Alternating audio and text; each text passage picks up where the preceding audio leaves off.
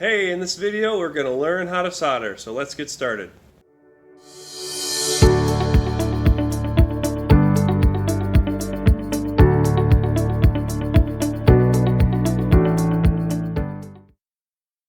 Here's our soldering setup. First thing we need to learn is that there are wire cutters you can use to cut wire. Then the wire, it still has this insulation on top of it. You need to use a wire stripper to get that insulation off.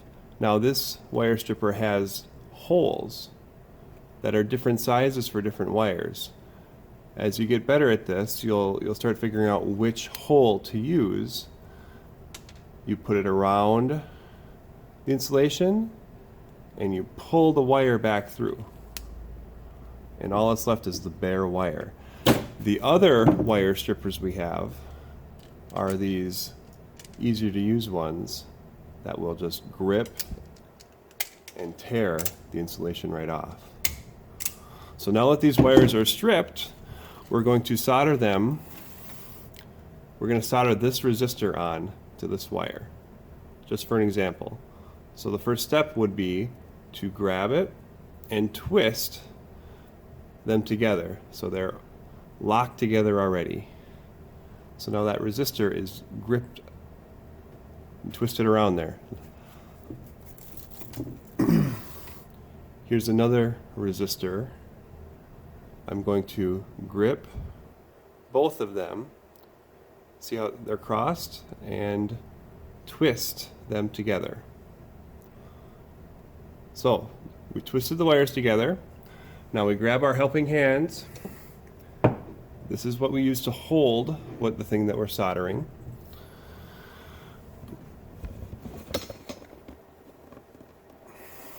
This is our soldering iron. This is the stand for it. Now this is very hot. Oftentimes these soldering irons will get dirty.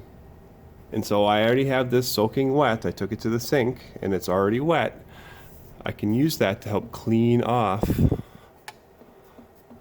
the soldering iron.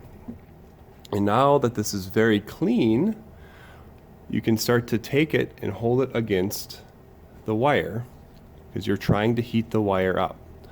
What's in my hand here is called the solder. The solder, if you touch the solder directly to the tip, of course it's going to melt. But that's not the goal. The goal is to get the wire so hot that it will melt the solder as well. Once the wire is so hot that the solder melts, it fills in between everything else. Let me try to get closer so you can see.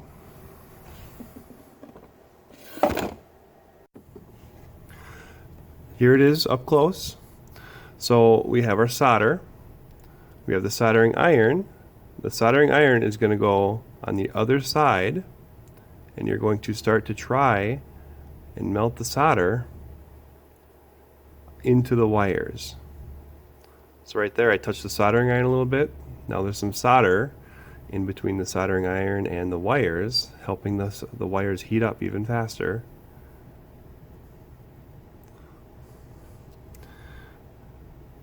Now that the wires are getting warm, you'll see that the wires will start melting the solder.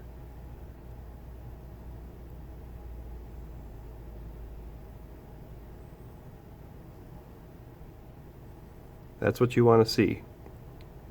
It's the solder being sucked in between all those wires. That's what makes a good connection. I put the iron away, and if we look at this up close, you'll see there is solder in between those wires. It has flowed in between.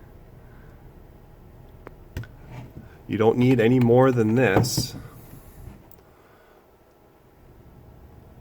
but there's solder that has flowed in between all of these little cable wires. And now this connection here is really good. So this has been soldered together.